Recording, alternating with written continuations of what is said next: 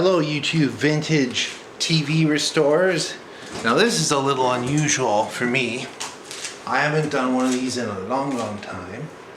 This was just dropped off last night in the pouring rain and just into the garage enough to get it out of the rain because everybody was tired. And this is the back of the TV. This is an Electrohome made in Kitchener, Verdun model. And this is, I believe, a 1967 model, and it's kind of special. There's a reason it was on Facebook. I don't think anybody wanted it, and it's hanging at the precipice, you know. If I can't restore it, it's either going to be a prop for a movie or a parts machine. So I've loosened the screws on the back of it, and there's these little tabs you flip. So let's see what we got inside. This was meant to make it easier to get inside.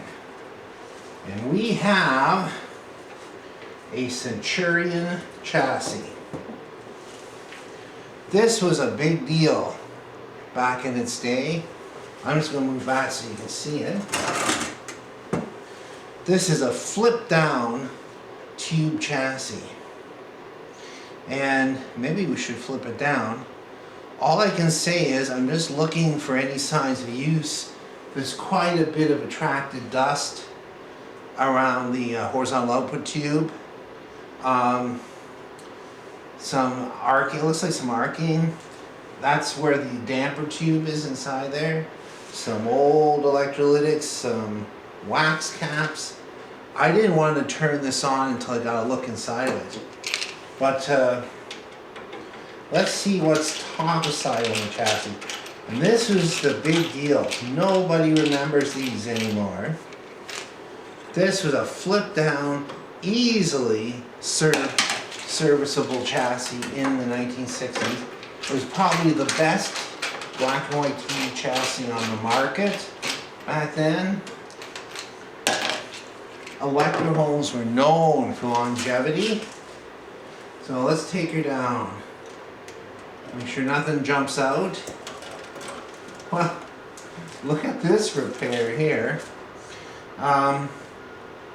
So here we got the tube's top side, the main electrolytic, nice power transformer, some adjustments for AGC, sync. I haven't been into one of these. It's over a decade anyway. They used to come up all the time at garage sales and at the curb, and that actually worked really well. So there is the terminal, connection terminals, and this is typical. You push too hard with the screwdriver and it fell inside the TV set. Somebody's tried to hook it up or something here, I don't know. What I'm going to do is I'm going to blow the dust out of it and then turn it around and power it up and just see what we get. I'm a little concerned about this weird cap. That is an interesting fix. That looks like it's in the vertical output circuit. In fact, somebody has shifted over the vertical output transformer to get that cap in. This is an InstaView set. So the tubes are on at half power, no B+. And what would happen is when you turn it on, B+ would build. I believe it has a solid state rectifier, so it would have been pretty quick. And you got a picture that came up like that. So this is just pre-solid state. It's interesting, the Japanese brands like Panasonic and Sony had already moved into solid state by this. When this was on the market, this was an older design, so they had to modify the original Centurion.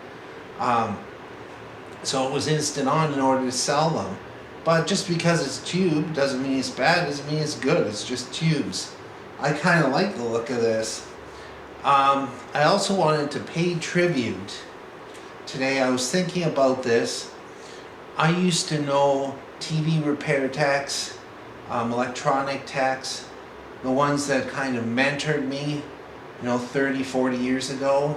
So many of them are either retired or passed on. I just want to say a little tribute to them today, because I find in this business now hardly anybody's doing this anymore.